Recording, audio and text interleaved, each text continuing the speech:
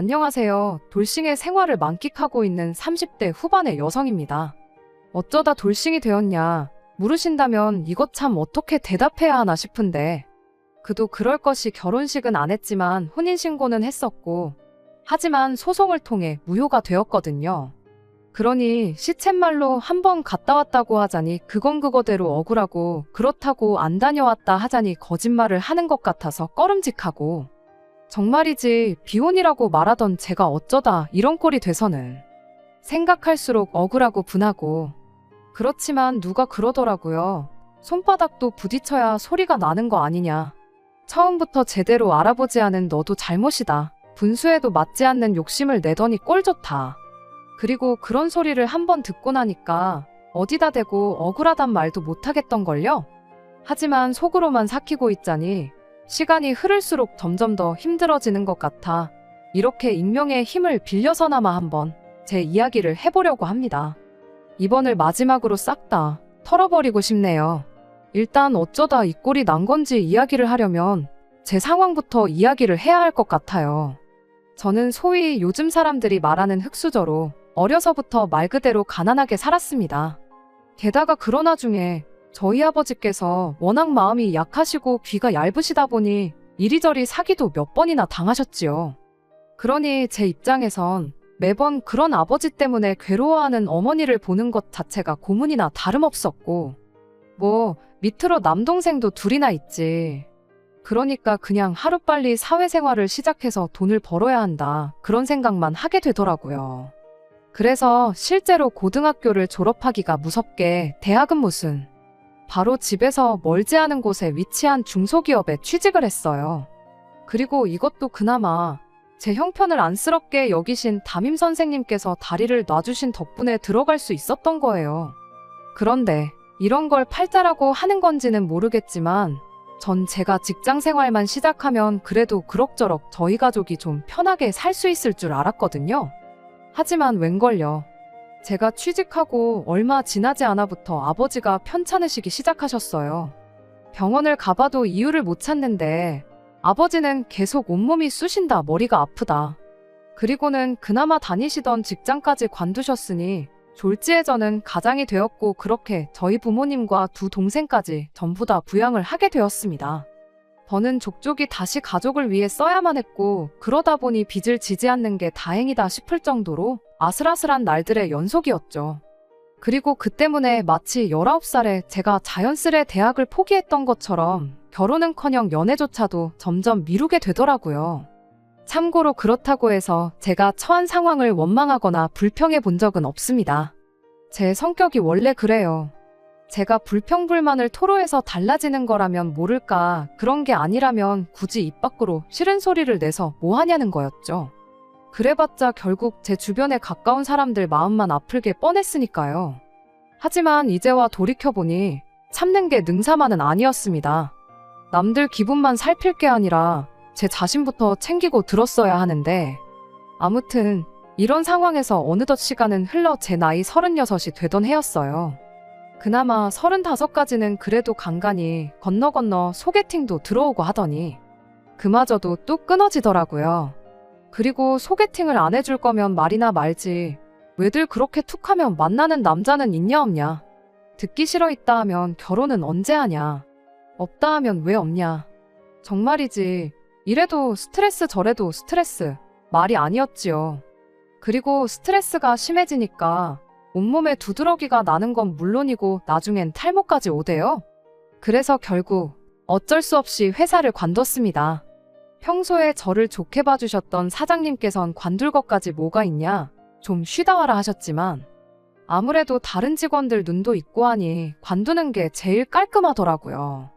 그리고 확실히 관두고 나니까 처음에 한두 달은 좀 살 것 같았어요. 말 그대로 숨통이 트이는 기분이었죠. 하지만 그 또한 오래가지는 않았습니다. 이내 불확실한 미래에 대한 근심과 걱정이 하루가 멀다 하고 저를 힘들게 했으니까요. 어른들 말씀대로 노는 것도 놀아본 놈이 놀 줄 안다고. 일을 하다가 안 하니 그것도 고역이더라니까요. 그래서 처음엔 다시 이 회사 저 회사 이력서도 내보고 했는데 아무리 경력이 있다고 해도 나이가 문제가 될 줄이야. 게다가 결혼을 안 했다고 하면 좋아할 줄 알았는데 그럼 이제 곧 결혼할 거 아니냐면서 그걸 또 안 좋게 보는 회사도 생각보다 많은 거예요. 그래서 이런저런 고민 끝에 공무원 시험을 준비하기 시작했습니다. 그리고 수험 과정에 필요한 돈은 고맙게도 동생들이 많이 보태줬어요. 그간 제가 얼마나 자기들을 위해 애썼는지 안다면서 말이죠. 알아주길 바라며 했던 희생은 아니었지만 그래도 알아주니 어찌나 고맙던지. 아무튼 그래서 그렇게 수험 생활을 시작했고 정말 이를 악물고 한 덕분에 1년 만에 합격이란 두 글자를 손에 넣을 수 있었습니다. 그리고 그 무렵부턴 아예 결혼에 대해서도 마음을 접었어요. 내 한 몸 건사하고 살 수 있는 직업도 생겼겠다. 이거면 충분하다 생각한 거죠.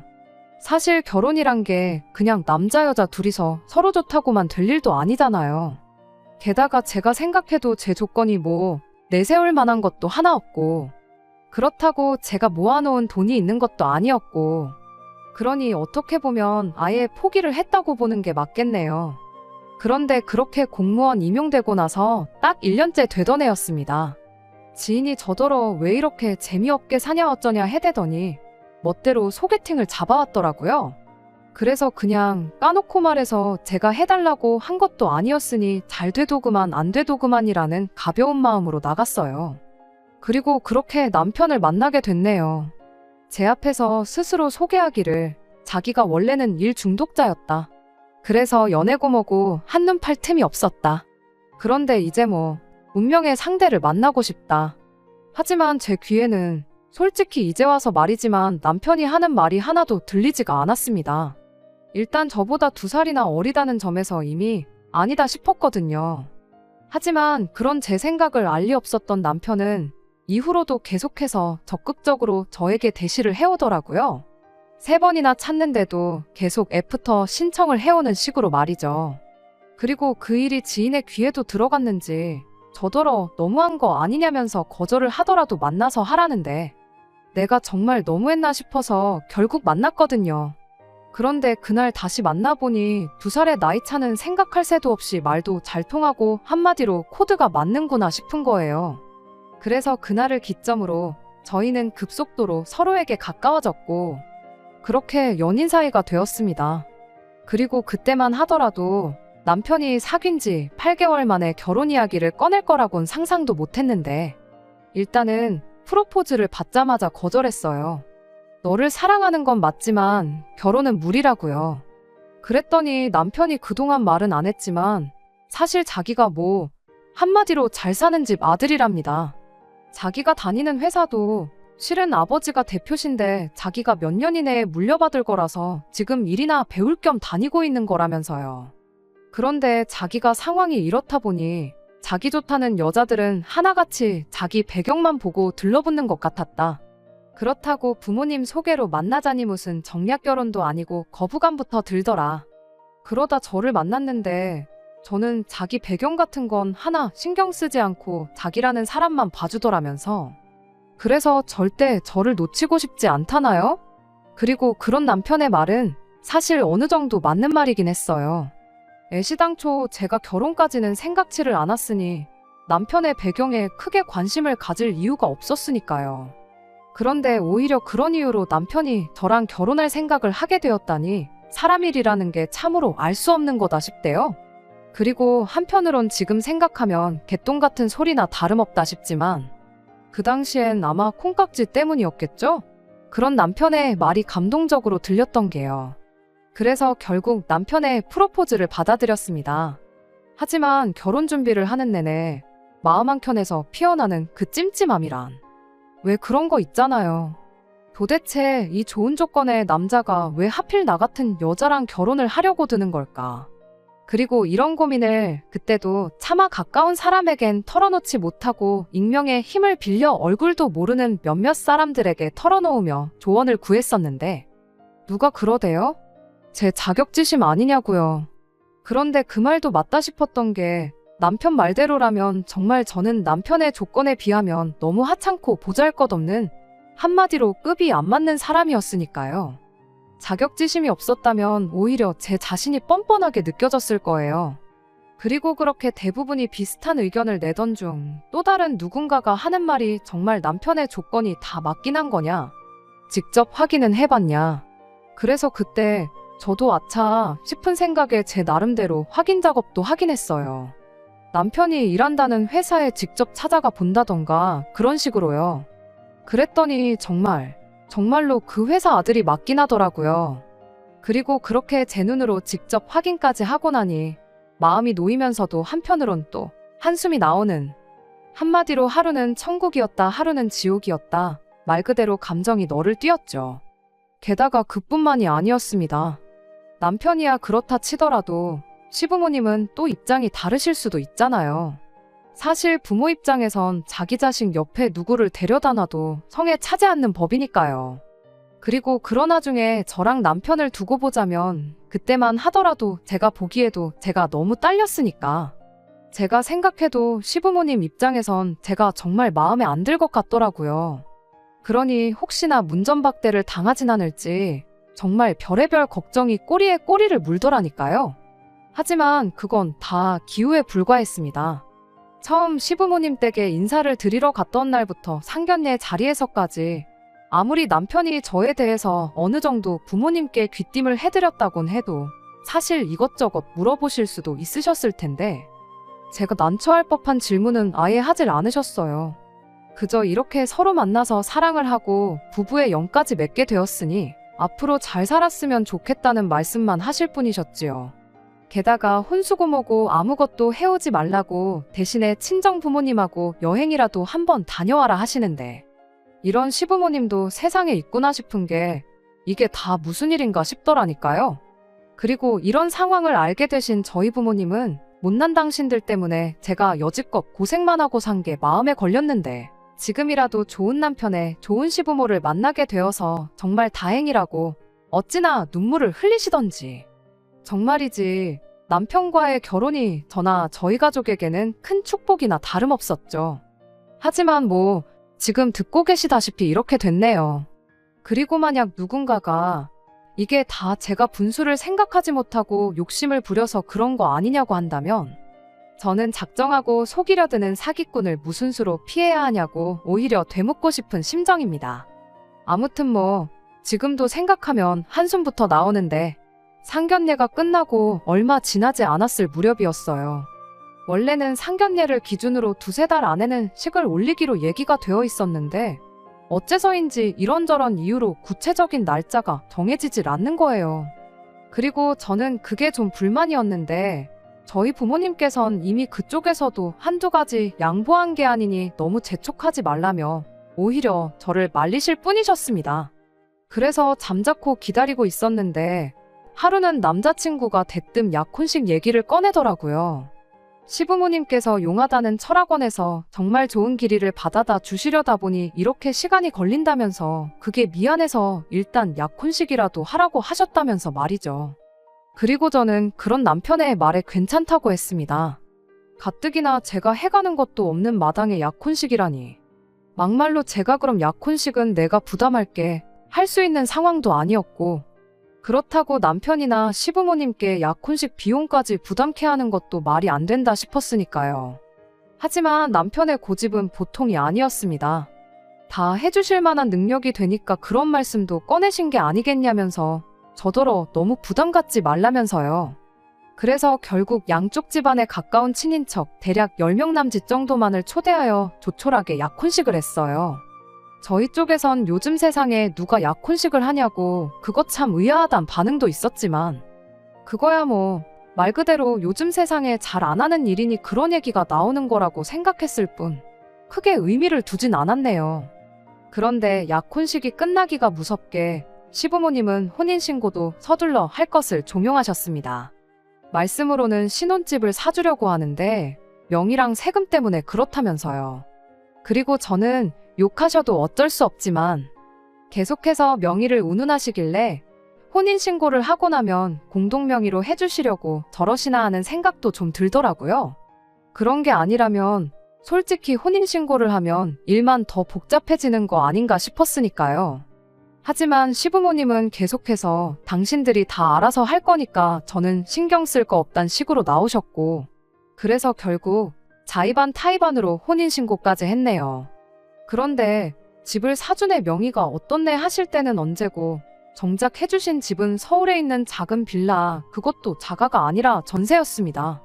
말씀으로는 회사 사정으로 갑자기 자금이 묶였다는데, 막말로 그거야 제가 뭐 확인할 수도 없는 부분이었고, 그저 하루가 멀다 하고 혼인신고 타령을 하시던 분들이 하루아침에 태도를 달리하시니 그 부분에 있어서 좀 실망이 컸죠. 하지만 동시에 저는 사람들이 하는 말처럼 정말 빈손으로 시집 온 상황이었기에 제 목소리를 낼 수가 없었거든요. 그러니 그냥 어쩔 수 없지 생각하곤 불평불만 그 어떤 한마디도 입 밖으로 내지 않았습니다. 때가 되면 어련히 알아서 해주시겠지 생각하면서요. 그리고 여기까지 들으셨으면 그럼 뭐 집 때문도 아니고 도대체 뭐 때문에 남편이랑 이 꼴이 난 거냐 하실 텐데, 제가 남편과 그냥 이혼도 아닌 혼인무효 소송까지 하게 된 이유는 바로 아이 때문이었습니다. 시부모님이 전세집을 구해주시고 얼마 지나지 않아 결혼식 날짜도 받아오셨어요. 그리고 그 무렵 이제 저희 친정부모님이 아버지 건강 문제도 있고 하여 도심에서 좀 떨어진 지역으로 이사를 가시게 되었거든요. 그랬더니 어머님이 잘 됐다면서 이참에 저희더러 살림을 합칠하시대요. 어차피 이미 혼인신고도 되어 있고 얼마 안가 결혼식도 올릴 건데 그깟 살림 좀 한두 달 일찍 합친다고 흉될 거 하나 없다시면서 말이죠. 그리고 그땐 어머님의 그런 말씀이 어느 정도 일리가 있다 싶었습니다. 실제로 생각보다 이른 시기에 친정부모님이 이사를 계획하시게 되면서 저도 나름대로 고민이었거든요. 결혼식 전까지 그거 몇 달 살자고 집을 구해야 하나 싶기도 했고, 그래서 결국 어머님 말씀대로 남편과 살림을 합쳤습니다.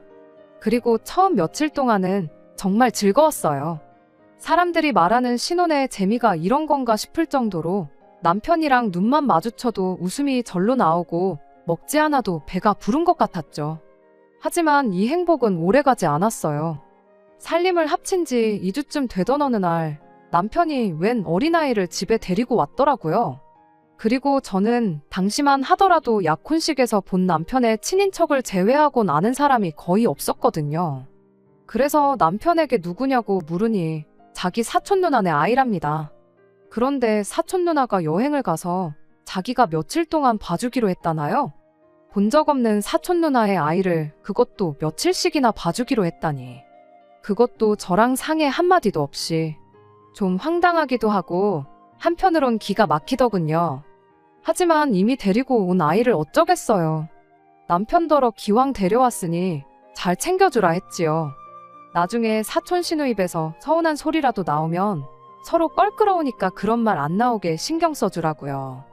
그리고 뭐 솔직히 저는 더 이상 그쪽엔 신경 쓰지 않았습니다. 당장 저는 제 일로도 정신없이 바쁜 때였으니까요. 그런데 며칠만 봐준다더니 어느새 2주를 넘어갔고 시부모님은 저에게 황당한 요구를 해오셨습니다. 사촌 신우한테 일이 생겨서 앞으로도 2달은 더 봐줘야 할 것 같다 하시더니 이참에 저더러 공무원을 관둘하셨거든요. 전 진짜 제가 뭘 잘못 들은 줄 알았어요.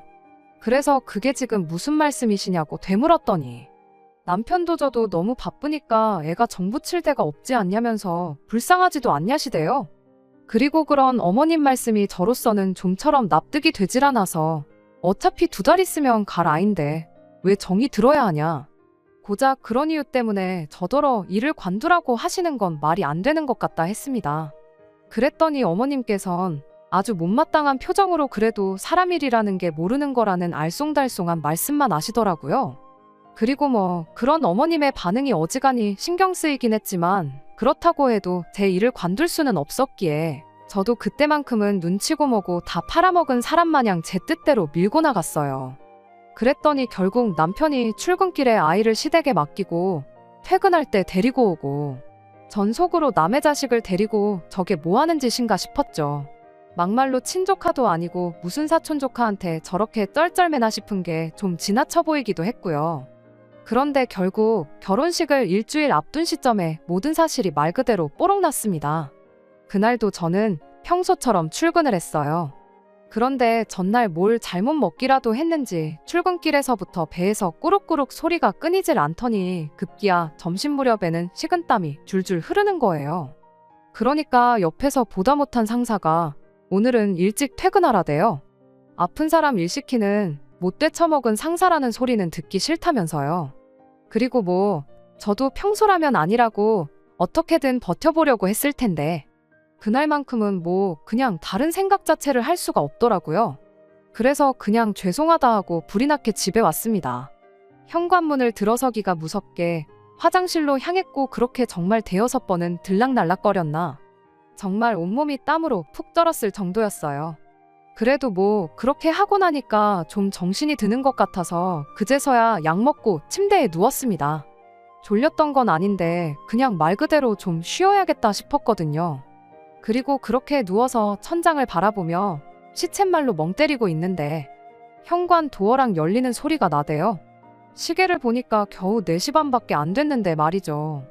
그래서 누구냐고 물으려는 찰나였는데 사촌 신우네 애 목소리가 들렸습니다. 누군가를 아빠라고 부르는 소리가요. 그리고 또다시 상황 판단을 하기도 전에 저희 남편의 목소리가 이어졌는데 하는 말이 가관이 돼요. 집에서는 아빠라고 부르면 안 된다니까 라고 했으니까요. 더 이상 뭐 들을 것도 생각할 것도 없었어요. 그래서 당장이라도 따지려 나가려는데 동시에 안방문이 열리더니 남편의 그 단추구멍만한 눈이 튀어나올 듯이 커져서는 저를 쳐다보대요. 그리고 그때부턴 뭐 제가 뭐라고 따져묻기도 전에 남편이 먼저 말 같지도 않은 변명을 늘어놓기 시작했습니다.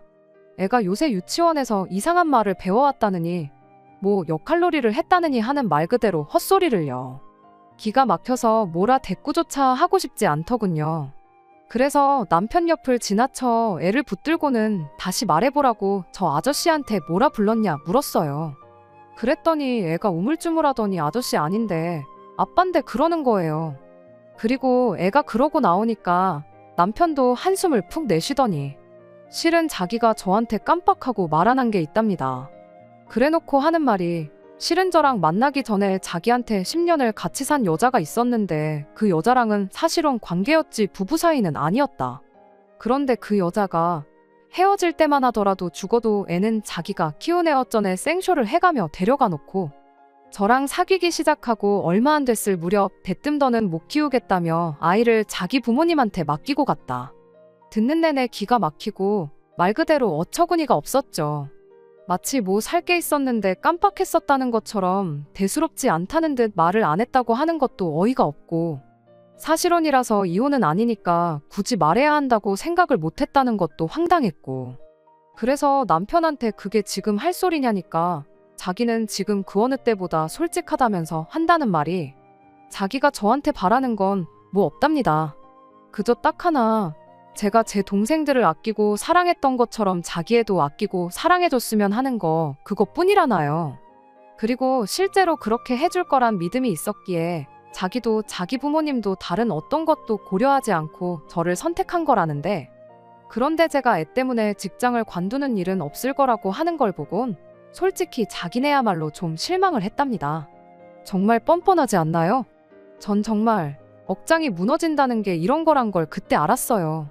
그리고 그렇게 1시간 가까이 대화랄지 싸움이랄지 아무튼 이어가다가 결국 남편이 시부모님께 연락을 드렸습니다. 걸렸다. 아내가 다 알았다는 한마디와 함께요. 그랬더니 뭐 30분이 되기도 전에 두 분 다 저희 집으로 오셨더라고요. 특히 어머님은 평소에 어머님의 트레이드마크라고 할 수 있는 뽕머리와 빨간 입술까지 잊으신 채 허둥지둥한 모습으로 오셨지요. 그리고 전 솔직히 두 분이 남편만큼이나 저에게 미안하다고 말씀하실 줄 알았는데 오히려 이제 뭐 다 들켰다 후련하다 그런 심정이셨는지 아주 당당하게 저에게 아이 양육을 강요하기 시작하셨습니다. 이미 혼인신고까지 한마당에 그럼 남편애도 제 애나 마찬가지라고. 기왕 이렇게 된 거 눈 딱 감고 애만 잘 키우라나요? 그리고 저는 당연히 그렇게는 못 산다 싫다 했습니다. 그랬더니 아버님은 마구잡이로 화만 내시고 어머님은 같은 여자로서 하는 말이라며 이혼녀 딱지 달고 그 월급 200 주는 공무원 하며 사느니 사모님 소리 들어가며 사는 게 100배 1000배 낫지 않겠냐. 애도 뭐 엄마 손 타는 나이만 지나가면 선생님 붙여주고 하면 되는 거 네 속 썩을 일 없게 해주겠다. 그런데 그 어떤 가머니설도 소용이 없었던 게 일단 남편이 저를 고의적으로 속인 건 사실이었잖아요. 그러니 어머님 아버님이라고 남편처럼 행동하지 않으리란 보장도 없고 무엇보다 이유가 어떻건 간에 저는 남편의 아이를 마치 제 아이처럼 품어줄 자신도 그러고 싶은 마음도 없었습니다. 그래서 결국 다 싫다고 절대로 그렇게는 못 산다고 했어요. 그랬더니 이제 아버님이 세상 일이 그렇게 네 뜻대로 된 적이 있었냐며 어디 한번 안 키우고 별수있나 두고 보자시대요. 정말 서럽고 억울하고 분한 마음에 눈물만 줄줄 흘렀습니다. 비록 시부모님한텐 죽어도 못한다고 내지르긴 했지만 혼인신고까지 다 한마당에 제가 뭘 할 수 있을지 감도 안 오고 이래저래 말 그대로 미쳐버리겠다 싶었죠. 하지만 이튿날 혹시나 하는 마음으로 변호사 사무실을 찾으니 하는 말이 걱정 말라더군요. 누가 봐도 사기 결혼인 만큼 혼인무효까지도 가능할 거라면서요. 그런데 원래 법정에 가면 온갖 추한꼴을 다 본다더니 저나 남편도 별반 다를 게 없었습니다. 남편 쪽 변호사는 남편이 저를 너무 사랑해서 사실을 밝힐 수가 없었다는 개소리를 해대며 말도 안 되는 억지를 써댔거든요. 하지만 어쨌든 지리한 다툼 끝에 제가 이겼어요. 사실 애시당초 제가 질 거라곤 생각조차 안 했기에 이기고도 왠지 허무한 마음이 컸지만요. 아무튼 남편은 그 이후로도 저에게 그래도 저를 사랑했던 마음만큼은 진심이었다며 잘 생각해보고 다시 돌아와 달라 했지만 저도 남편을 진심으로 사랑했었기에 더더욱 돌아갈 수 없었어요.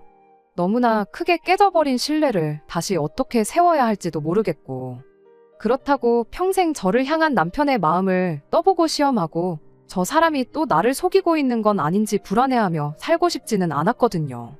그리고 뒤늦게서야 이 모든 사실들을 알게 된 저희 가족들은 하나같이 붕괴했고 동시에 자기들 때문에 제가 인생에서 너무 많은 것을 놓치고 희생하며 산 것에 대해 미안하다며 눈물을 보였습니다. 그리고 그런 가족들의 모습을 보는 건 남편과 헤어지는 것보다 훨씬 더 가슴 아프고 속상한 일이었지요. 제 인생에 어쩌면 남편이나 결혼 같은 건 더 이상 없을지도 모릅니다. 하지만 이제 정말 더는 요만큼의 미련도 없어요. 그저 제가 처한 상황에서 욕심내지 않고 제가 맡은 일을 묵묵히 해나가며 그렇게 하루하루를 소중히 보내고 싶을 뿐이네요. 끝까지 들어주셔서 감사합니다. 오늘의 사연은 여기까지입니다. 구독과 좋아요, 알람 설정 부탁드리고 더 좋은 사연으로 다시 찾아뵙겠습니다. 감사합니다.